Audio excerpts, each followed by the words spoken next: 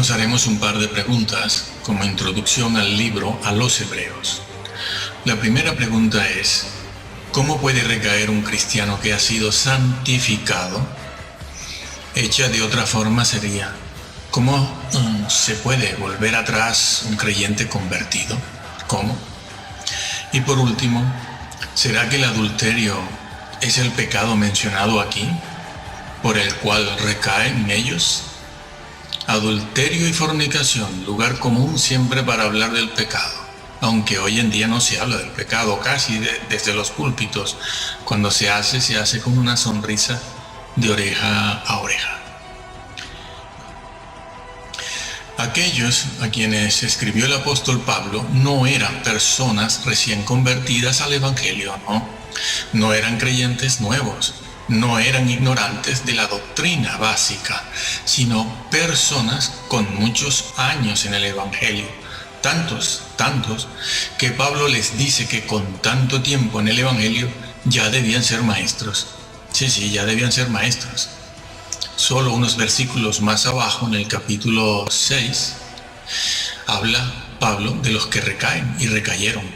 No importa a qué grupo se refiera, como ya vamos a ver. Pues bien, en el capítulo 10 y el versículo 29, Pablo se refiere a ellos como los que ya han sido santificados. Pablo dice textualmente: ¿cuánto mayor castigo recibirán los ateos? No. Los agnósticos, no. Los curas, no. Los islamistas, no dice eso el texto bíblico, sino que dice: cuánto mayor castigo recibirán los que fueron santificados porque eran creyentes. Este término o expresión usado aquí por Pablo, santificados, es el mismo que usa en otras partes de sus epístolas y cartas para hablar de creyentes convertidos. Creyentes convertidos, esta es una doctrina que no se puede cambiar. Además, todo esto que está diciendo y dirá Pablo debe verse teniendo delante la advertencia permanente de Pablo, que siempre se refiere a la salvación de ellos a quienes escribe, en términos condicionales. Si permanecéis, si retenéis, sí. Así como también debe tenerse delante la exhortación permanente de Pablo a ellos a ser fieles, a perseverar, a no retroceder, a tener paciencia. No les pide que se conviertan, no los trata como a personas no convertidas, sino personas convertidas. Pablo los trata como santificados. Una persona es santificada en el momento en que se convierte y el Espíritu Santo viene entonces a morar en su ser. Desde ese momento es santo, llamado a perfeccionar su santidad, a ser cada vez más santo, porque esa es la voluntad de Dios primera. Los santificados son santos y solo se puede ser santo si se es convertido. No se puede cambiar esa doctrina. No importa cuántos grupos sean nombrados aquí o a los que se pueda o pudiera referir Pablo, eso no cambia la verdad eterna revelada por Pablo de que se puede caer. Esto es verdad tanto de aquellos que cayeron, creyentes que cayeron en el desierto cuando se rebelaron contra Moisés, faltándoles fe. Faltándoles confianza y fidelidad, que es otra cosa. Se parece, pero no es igual. Se usa el mismo vocablo, pero es confianza, es fidelidad. Como es verdad también, entonces, de los que en el tiempo de Pablo se volvían atrás, porque por la historia sabemos que sí, que hubieron quienes regresaron. ¿A dónde? Lo veremos ahora. Es posible recaer. También en el capítulo 10 y el versículo 32, Pablo se dirige a ellos como los que un día fueron iluminados. Esta frase también es usada en el capítulo 6 y no solo en el capítulo 10.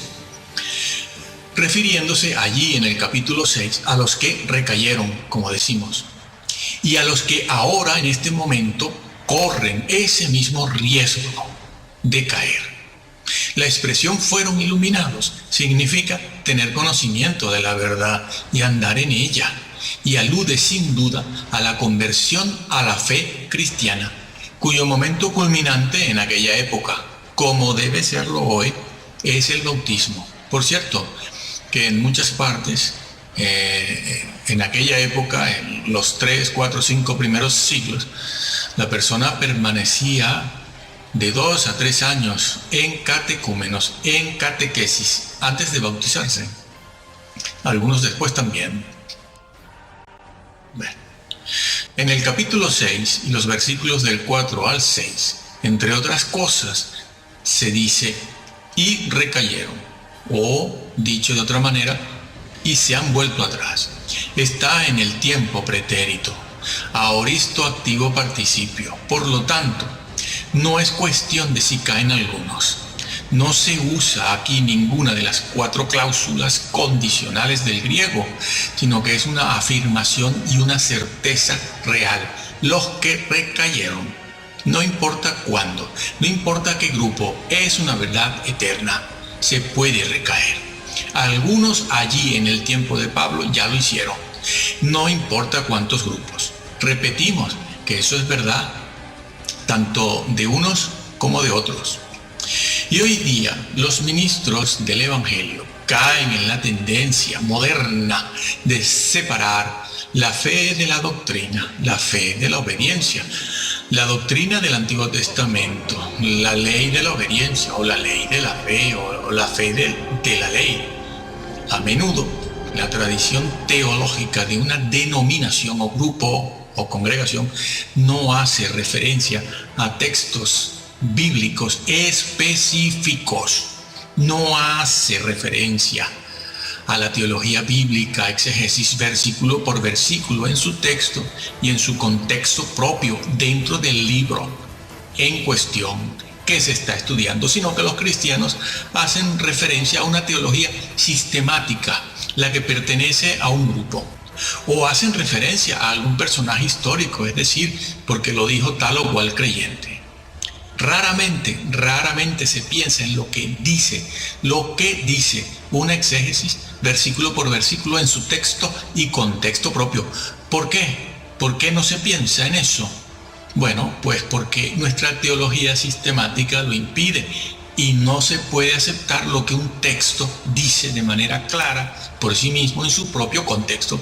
Lo impide también la teología de moda, los cultos con ingredientes de moda, lo impide el sistema calvinista o el arminianismo o el pelagianismo o el semipelagianismo, etc. Los comentaristas calvinistas, para evitar la fuerza, por ejemplo, de este pasaje, de esta verdad en Hebreos 3, 5, 6 y 10, para evitar la fuerza de esa verdad contra la falsa doctrina de la imposibilidad de apostasía, afirman que este pasaje se refiere a no cristianos verdaderos, sino a visitantes, simpatizantes, sí. Y Pablo los considera como que ya debían ser maestros, visitantes, simpatizantes, maestros, sí. ¿No se han dado cuenta de eso? Pues bien, aquí el vocablo recayeron significa una completa y voluntaria apostasía. No que todos los judíos hubiesen caído así, necesariamente, pero se les advierte y se les presenta un ejemplo real. Algo que es posible, y lo fue. Y les dice Pablo cuál será el resultado de semejante retrogresión si ellos, en lugar de seguir adelante hacia la perfección en el conocimiento de Jesús y la carrera cristiana, tuviesen necesidad de volver atrás a otros tiempos, claro, hace tanto tiempo, a otros tiempos cuando les habló y les enseñó él y otros las verdades bíblicas básicas relacionadas con la vida eterna. La vida eterna, como el tema del pecado, la conversión, el arrepentimiento, el bautismo, la acción y el poder del Espíritu Santo, la vida futura, etcétera, etcétera. Asuntos que conocieron en su momento cuando se convirtieron.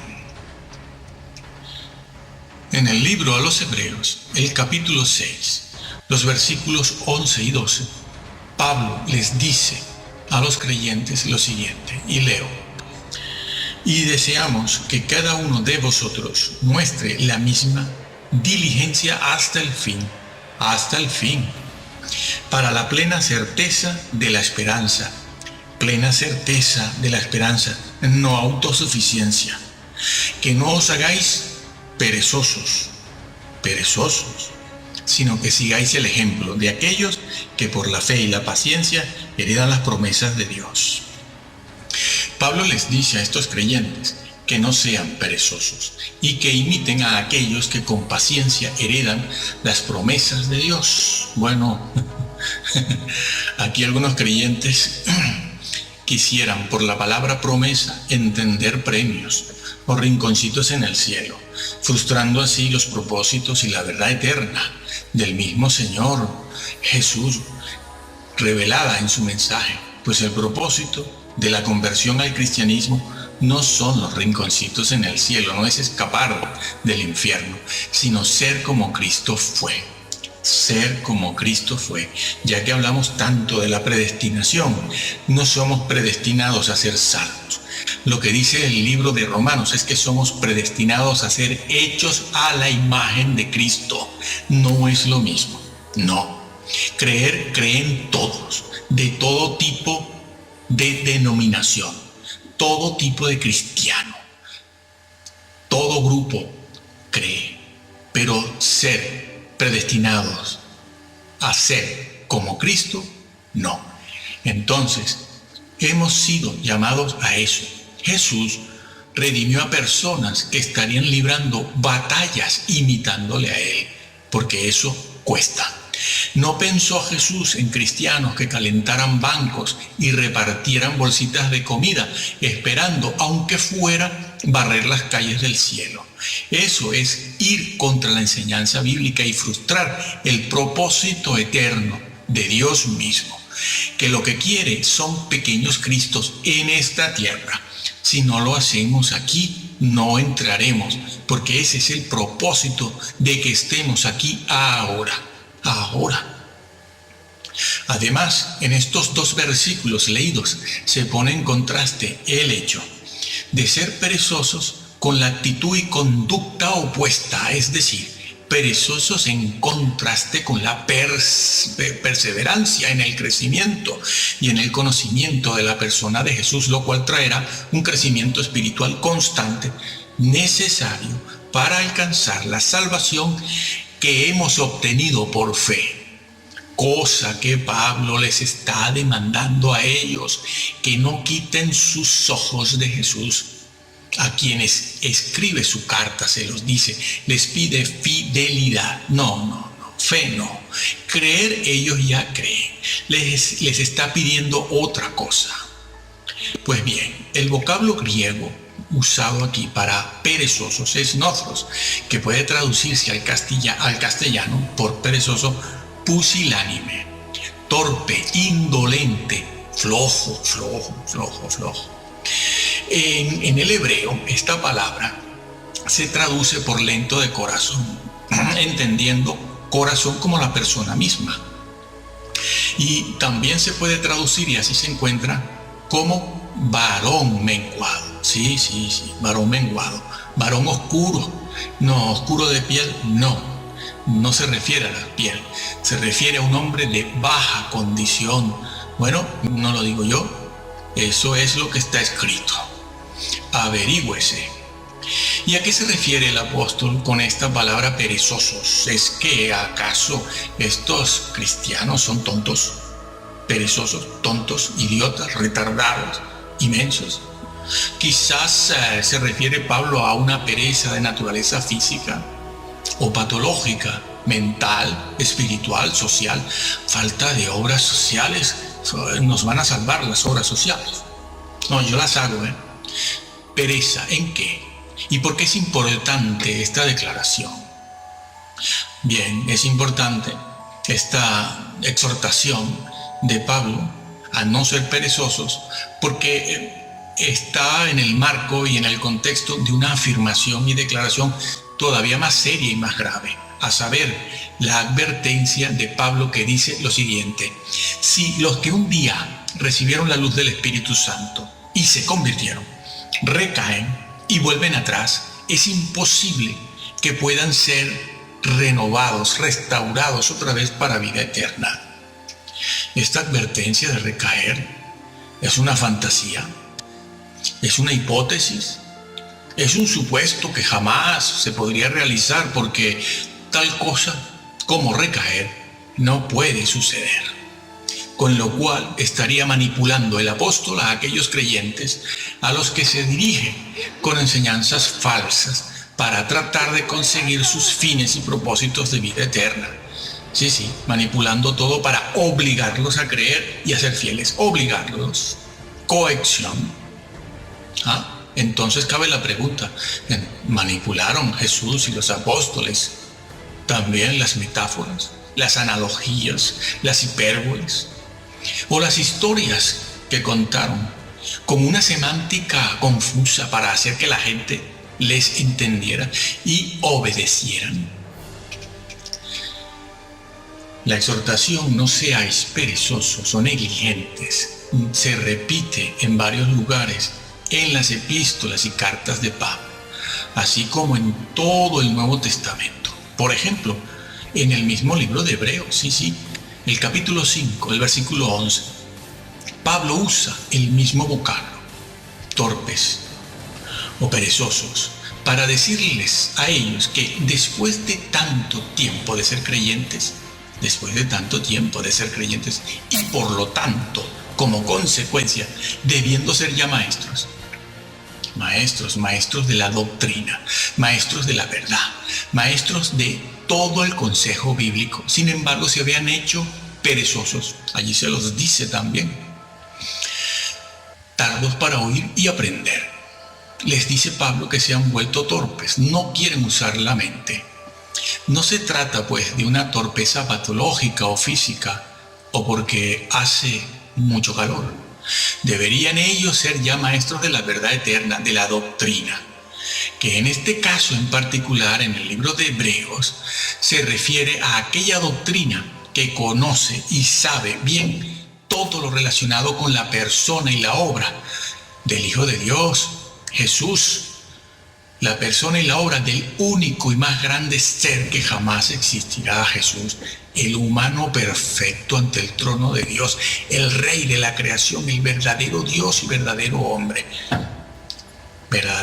ante el cual todos en aquel día habremos de dar cuenta, porque todos necesitamos un mediador que medie por nosotros ante el Supremo Juez en aquel día. Y en aquel día no habrá Nefilim, ni festín Illuminati que valga, ni híbridos, ni personajes de las galaxias, ni nueva era, que puedan escapar de la condenación eterna si no se arrepienten en esta vida a tiempo y de verdad, y se someten al reinado de Cristo. Nadie quiere un rey, pero Cristo es un rey. Afortunadamente es un rey bueno, manso y poderoso, justo, completamente justo. Pero aquellos creyentes a los que Pablo escribe se habían vuelto retardados, flojos de mente para un vigoroso crecimiento en el conocimiento de la persona de Jesús y de la vida y la carrera cristiana. Veremos por qué. Flojos de mente para un vigoroso crecimiento en el conocimiento de Jesús, el Salvador, el Conquistador, el guerrero invencible, el príncipe de los ejércitos celestiales. Sí. Así también es calificado en la Biblia. Jesús es un guerrero y es un príncipe de los ejércitos del cielo. Pues bien, en los 5 primeros capítulos del libro de Hebreos, Pablo hace una exaltación de la persona y obra de Jesús. ¿Por qué había que hacerla? Porque era necesario. Se estaban alejando del Señor, como vamos viendo. Eso hace una exaltación de la persona y la obra de Jesús frente al resto de los seres de la creación, porque muchos de aquellos creyentes corrían el riesgo de malinterpretar a Cristo y el cristianismo, Otros creyentes, entre ellos, corrían el peligro de poner al lado de Jesús a otros personajes que les ayudaran a obtener el tan deseado estado del bienestar, éxito y felicidad en la vida, y una vida espiritual superior, claro. Querían poner seres que les evitaran las persecuciones y el ultraje.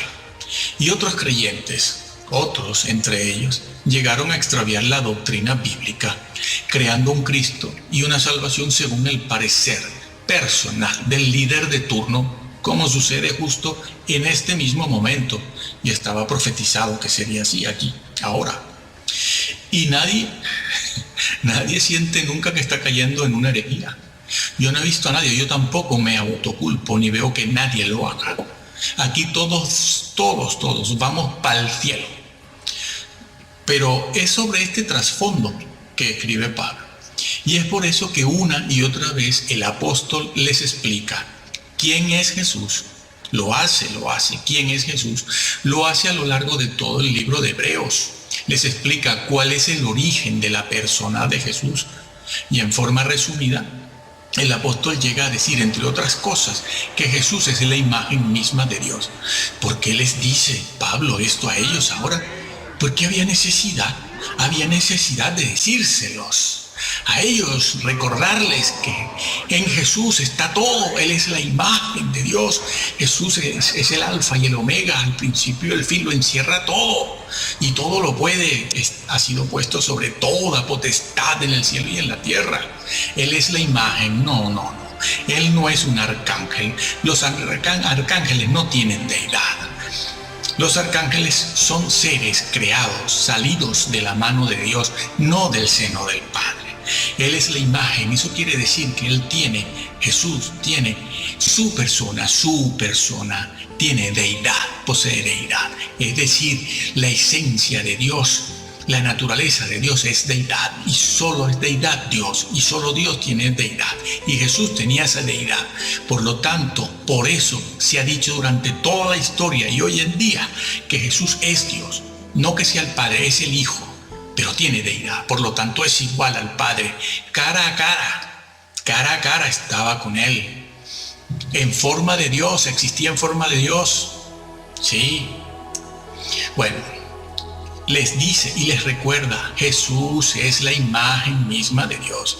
Y además les dice que ha sido entronizado sobre todos los seres de la creación, sean estos ángeles, arcángeles, querubines, serafines o héroes humanos. Por cierto, no existen dos tipos de arcángeles. Unos eternos, en este caso, según los adventistas, el arcángel Miguel, eterno, porque es el Hijo de Dios, y otros que no son eternos. Herejía. Eso es lo que no te va a dejar entrar, haber desvirtuado la persona de Jesús. Pues bien, Pablo les explica cómo y por qué es que Jesucristo está por encima y es superior a Moisés y a toda la clase sacerdotal. Les enseña Pablo en los capítulos del 7 al 9 cómo desempeña Jesús su oficio de sumo sacerdote ante el trono celestial. Como hombre no. Jesús en el cielo como Dios no intercede. Dios no intercede. Quien intercede ante el trono de Dios es un hombre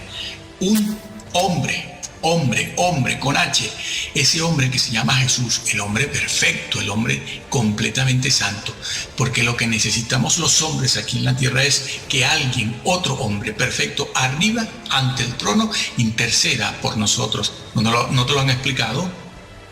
Bueno, también les describe Pablo el tabernáculo terrenal, construido por Moisés, comparándolo con el tabernáculo celestial. Sí, hay un tabernáculo celestial, no te lo han explicado tampoco. Existe. El terrenal, el que existía cuando Moisés en el Antiguo Testamento, es una copia del que está en el cielo, del que está allí donde está Dios en su trono. Pues les explica Pablo esto. Y luego les explica en el capítulo 9 cómo Jesús entró en el tabernáculo celestial, logrando así cumplir todo lo tipificado en el antiguo pacto, mostrando allí, en el trono celestial, al Padre sus marcas redentoras, como hombre, marcas redentoras en pies, manos y costado. Porque es que si no sabes esto, sabes muy poco de Jesús, muy poco, casi nada. Y por la historia se sabe que algunos de ellos estaban pensando en regresar al judaísmo. No que dejaran a Jesús, como nos gusta creer, que abandonaron a Jesús. No. No todos abandonan a Jesús para regresar al judaísmo, a la circuncisión, a las antiguas leyes sacerdotales, sino que al lado de Jesús querían poner a Moisés también. Eso también se hizo. Pues bien, ellos querían regresar otra vez. Siendo cristianos, querían regresar a Moisés. Muchos de ellos, no todos. Con lo cual estaban invalidando el sacrificio de Cristo. ¿Se entiende? Que no podía ser repetido. Pero quizás con ello, pensarían ellos, podían así evitar tanta persecución, sufrimiento y dolor, porque en aquella época los perseguidos eran los cristianos, no los judíos. Y si ellos habían hecho o hacían esto, recaían de nuevo. Otros creyentes pusieron elementos de la cultura, elementos de la sociedad y de las creencias religiosas de su tiempo al lado de Jesús, violentando con ello los 2 primeros mandamientos de la ley de Dios, que dicen que no tendrás dioses ajenos cuando vengas a mí. Cuando vengas a mí, refiriéndose a todo aquello que puede ocupar el lugar de Dios cuando nos presentamos delante de Él en oración.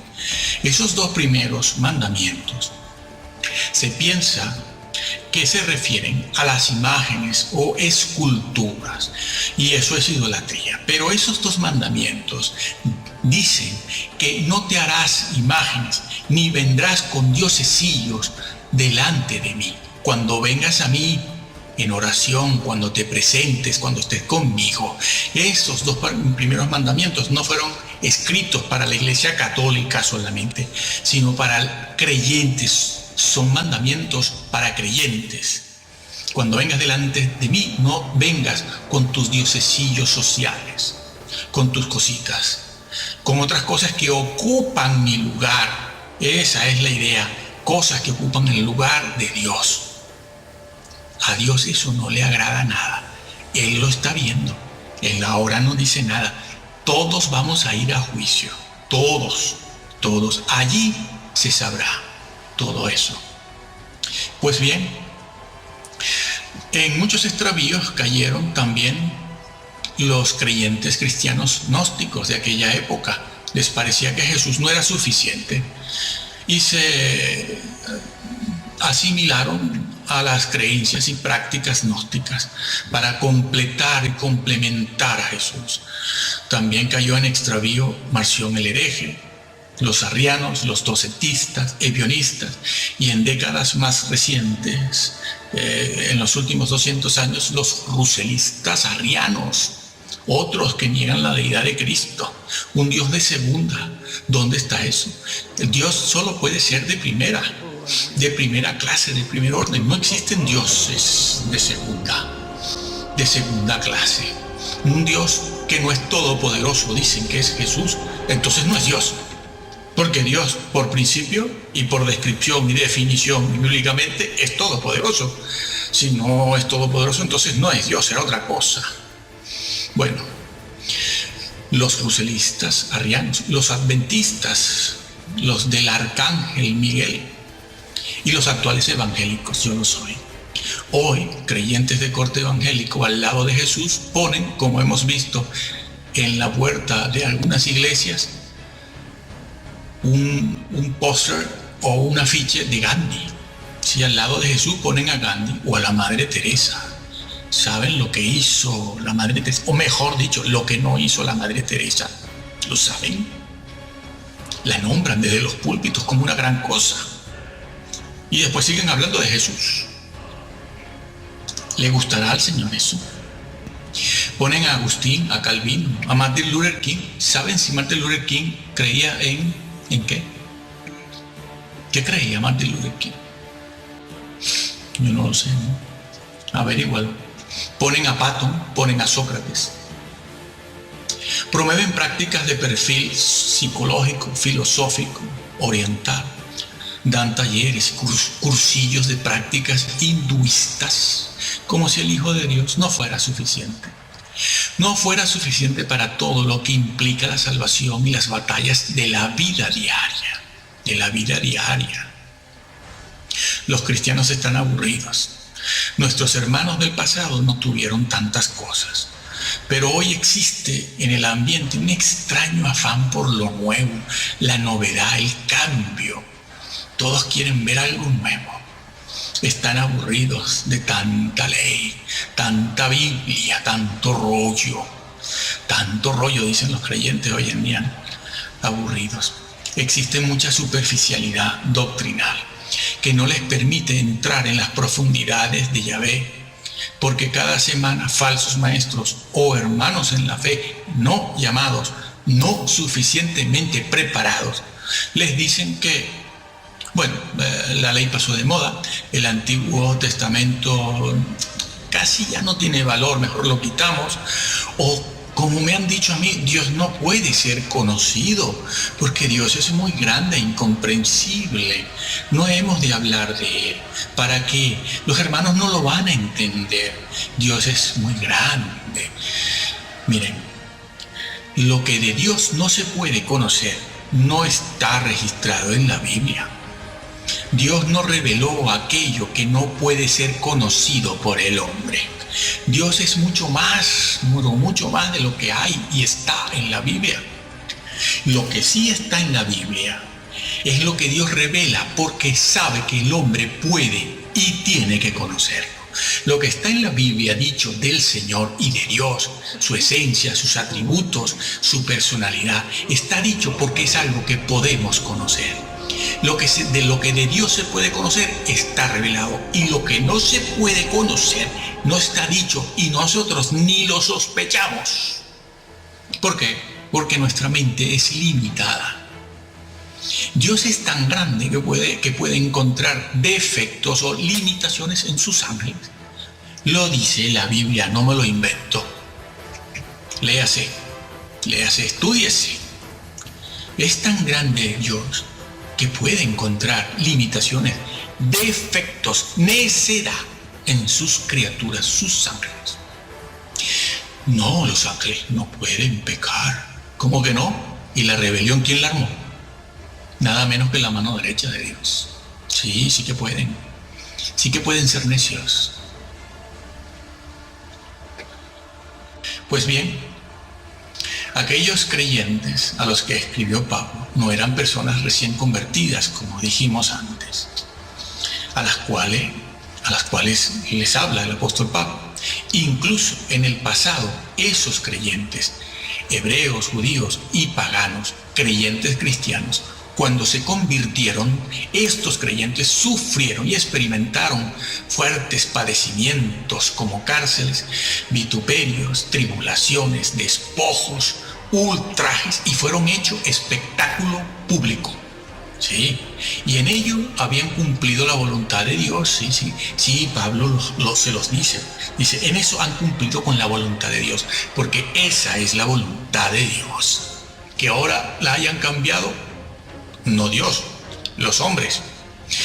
Habían pasado por momentos difíciles, por pruebas, persecuciones, y Pablo los alaba por ello, por lo bien que lo hicieron cuando se convirtieron, lo bien que se portaron, con qué fervor, con qué valentía, sin miedo a perder los bienes terrenales, materiales, sabiendo que en la eternidad tendrían más y mejores bienes duraderos. Lo hicieron muy bien. Pablo se los dice, y Pablo les dice y los felicita, porque habían servido, habían ministrado y ayudado a los santos, al pueblo de Dios, refiriéndose posiblemente Pablo con ello al servicio que aquellos hermanos habían prestado a los mismos apóstoles, misioneros, predicadores, en la labor de llevar el mensaje de salvación a toda lengua, tribu y pueblo. Les dice Pablo, fíjense en esto, les dice Pablo que Dios no es injusto para olvidar eso, no lo ha olvidado, que eso tiene su recompensa. Ah, sí, su recompensa segura, no. ¿Tiene su recompensa? Sí. Lo que decíamos al principio, sí permanecen en fidelidad, que no creyentes. Creyentes no, fieles, que es otra cosa. Así que estamos viendo que el problema de ellos no era un problema de adulterio. Aquí en el libro de Hebreos no se habla de adulterio, ni de fornicación, ni de robar, ni de matar. El problema es qué estamos haciendo con Jesús, qué se cree y qué se está haciendo con la vida y la carrera cristiana y qué se está haciendo para cumplir con la voluntad de Dios, con la voluntad de Dios. Este pasaje enseña claramente la posibilidad de caer de la gracia de tal manera que una persona se pierda. No puede conformarse a la imagen de Cristo, el que pone al lado de Jesús las cosas del diario vivir, diocesillos, los que se afanan tanto. Esos no pueden conformarse a la imagen de Cristo. Aquí puede encontrarse una vez más también un error muy frecuente en los creyentes en general, de todo tipo, y es que aún si estos cristianos a los que escribe Pablo no han faltado ni fallado en el servicio práctico a sus hermanos en la fe y no han fallado en la obra social, sin embargo, por no haber crecido como tenían que crecer en la vida y la carrera cristiana y en el conocimiento de la persona de Jesús como debían, y el conocimiento de la verdad como debían, corren el peligro de retroceder y perderse para siempre. Aquí hay una gran verdad que la enseñó Jesús cuando también le señalaba los defectos a su pueblo y a su clase dirigente. Sí, el Señor señala defectos, lo hizo, y no solo lo hizo con su pueblo, lo hizo con las 7 iglesias de Asia, también lo hizo. Les dijo todo lo que estaba bien y todo lo que estaba mal y no le gustaba. Incluso llega a decirle a una iglesia: borraré el nombre de aquel que no ande en santidad, lo borro. Los nombres se pueden borrar, eso no es una hipótesis. Eso que dijo Cristo no es una manipulación, es cierto. Bueno, ¿y qué fue lo que dijo Cristo?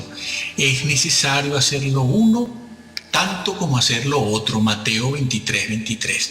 Era necesario, son necesarias las obras sociales, es necesario ayudar a los hermanos tanto como crecer en el conocimiento. No eran perezosos para regalar bolsitas de comida y hablar de Gandhi y hablar de este y del otro. Para eso no son perezosos, pero para lo otro sí que lo eran, y eso les podía llevar una sorpresa. Es necesario hacer lo uno sin dejar de hacer lo otro, a lo que los creyentes de los últimos 180, 200, 250 años han dicho: caramba, ¡qué severo! ¡Qué severo! Sí, como aquel siervo que tenía un solo talento y lo escondió, y el Señor le dijo: ¿dónde está tu talento? Y ese siervo infiel no solo le dice al Señor que no hizo nada, no solo le dijo eso, no he hecho nada, lo escondí bajo tierra, sino que además lo acusa y le dice: bueno, es que tú quieres recoger donde no siembras y pides lo que no das. Sí, los creyentes son así. Claro que el de la historia de Jesús fue abierto, porque Jesús desenmascara todo, pero en las iglesias no. En las iglesias están escondidos.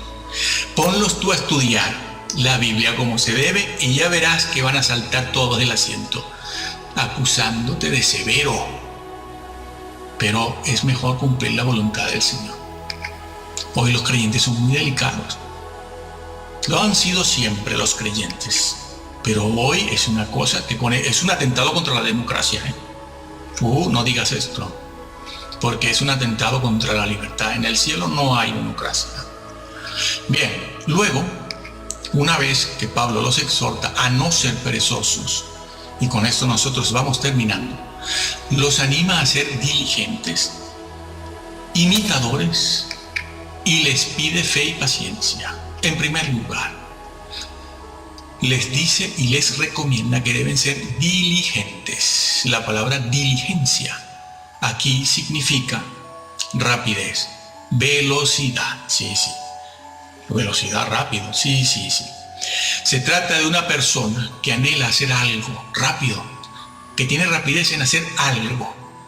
Siempre tiene esa actitud, esa conducta. Es hacer algo con fervor, con anhelo, un celo arduo por hacer algo, dedicarse a algo que tiene. Eso es lo que quiere decir Pablo, hacer algo. Tengan ustedes fervor, anhelo, celo arduo en buscar al Señor y en servirle y todo eso. Pero hay una cosa curiosa que dice Pablo aquí, dice que deben mostrar ese celo arduo y ese fervor en el momento de la conversión. No, dice celo arduo y ese fervor hasta el fin, no solo al principio, cuando te convertiste hace 12, 20 años, 30 años. Es hasta el fin. Que por cierto, que esa es una enseñanza que está en el Antiguo Testamento y está en el Nuevo. Pero viene del Antiguo. Bien, estos hermanos habían sido muy diligentes en las obras benévolas, sociales, etc. solamente. Pero ahora les toca, si siguen la recomendación de Pablo, mostrar diligencia en el crecimiento, en el conocimiento, avanzar en la carrera cristiana, hasta el fin. Y les dice que sean imitadores para ellos sean imitadores ¿de qué? Pues de todos los santos que el apóstol menciona en Hebreos 11. Nombra a Abraham y nombra a varios reyes. Supuestamente está Daniel nombrado allí. Todos los héroes, eso que nosotros llamamos héroes de la fe, están allí descritos. Pablo se los nombra, se los recuerda para que los imiten, desde Abraham, desde allí en adelante a todos, al rey David, todos los que fueron perseguidos también, que andaban deambulando, durmiendo en cuevas, vestidos con pieles de ovejas, pasando hambre, pasando frío a causa de la justicia, la divina, no la terrenal, que nos falla mucho, Ya saben lo que Jesús pensaba de los jueces, ¿lo saben? No saben lo que pensaba Jesús de los jueces. ¿Dónde utilizó el Señor la figura de un juez? ¿Y para qué? Un hombre hubiera utilizado cualquier otra cosa, pero en Lucas 18, hablando de la viuda y el juez injusto, ¿qué opinión tenía Jesús de los jueces? Bueno, y de aquellos jueces también que le juzgaron a él. El hombre es hombre. Maldito el hombre que confía en el hombre, dice la Biblia, y maldito el hombre que detiene el juicio de Dios. ¿Lo sabías? Por eso aquella gente de Hebreos 11 eran tan grandes, porque eso lo conocían y lo vivían, lo tenían interiorizado y así vivían. Ninguno de nosotros sería capaz hoy en día de enfrentarse en una conversación con un hombre así, porque ¿sabes lo que le decimos? Este hombre es un dictador, atenta contra la libertad y la democracia, es un mal educado. No, eran los profetas de Dios. Y Pablo les dice a ellos, imítenlos. Utiliza la palabra fe y paciencia. Por fe, ya saben, que no es simplemente creer, sino fidelidad, perseverancia. Y paciencia es longanimidad, grandeza de ánimo. Imitar a aquellos que a pesar de los sufrimientos fueron firmes ante los males que les afligen y fueron fieles a lo que Dios pedía. No acusaban a Dios de ser severo, como hacen hoy en día, implícitamente, porque eso por la boquita no le sale a nadie, pero lo llevan en el corazón. a veces conscientemente y a veces no se dan cuenta y lo muestran inconscientemente. Concluimos aquí. Hermano, ¿amas la verdad? Lee la Biblia tú solo. No te ayudan en la iglesia tu pastor, ayúdalo tú a él. Lee la Biblia. ¿Qué edad tienes? No importa. Muchos hombres se han convertido con 50 y 60 años y han hecho carrera. Han hecho carrera. Tienes mucho que hacer, tengas la edad que tengas. Tengas la edad que tengas. Tienes mucho que aprender, que averiguar, que aprender de tu Señor para que le adores. Quien no conoce al Señor no lo puede adorar. ¿Qué adoras tú? Una figura. Tú adoras a la persona. Pero la persona has de conocerla y valorarla. En la medida en que conozcas y valores, en esa medida se da la adoración. La adoración en la Biblia, ¿sabes qué significa? Conciencia reflexiva. Donde no hay una conciencia reflexiva en cuanto a los atributos de Dios, no hay adoración. Habrán saltos. Habrán estas banderitas que sacan en la cancha olímpica. Las chicas, las muchachas, las mujeres, cuando salen a bailar entre un descanso y otro y mueven las banderitas y todo eso, eso lo están haciendo en las iglesias, con esas cintas de colores tan bonitas. Eso no es adoración. Ni siquiera llega a la altura de la alabanza. Porque quien no conoce al Señor no lo puede alabar. Estás alabando al Jesús de tu propia mente, de tus propios conceptos, según tu nivel intelectual. Algunos no tienen ningún nivel intelectual. ¿Por qué? Bueno, porque las cosas en la vida son así. Por lo tanto, de Jesús, nada, absolutamente nada. Pero ellos van a adorarlo. ¿Cómo? A saltar, a bailar, una bandera por aquí, otra por allá. Después el pastor, que necesita hacerse sentir, pues empieza a gritar o empieza a maldecir a otro ministro. Empieza a hablar de aquellos que atentan contra su poder y contra su ministerio. Pero es que el de allá hace lo mismo con él, ¿sabes? Y los creyentes de aquí están con este y los de allá están con el otro. Y es una pelea de perros, una pelea de gallos. Van con la cresta alzada y eso le encanta a la congregación. Oh, esos dejan el dinero allí y el pastor lo sabe. Y el pastor se llega a creer su propia mentira. El obispo, el cura, el que sea. Pero tú lee la Biblia si te quieres salvar. Ama la verdad. Busca amarla. Hoy hay muchas ayudas para saber qué dice la Biblia.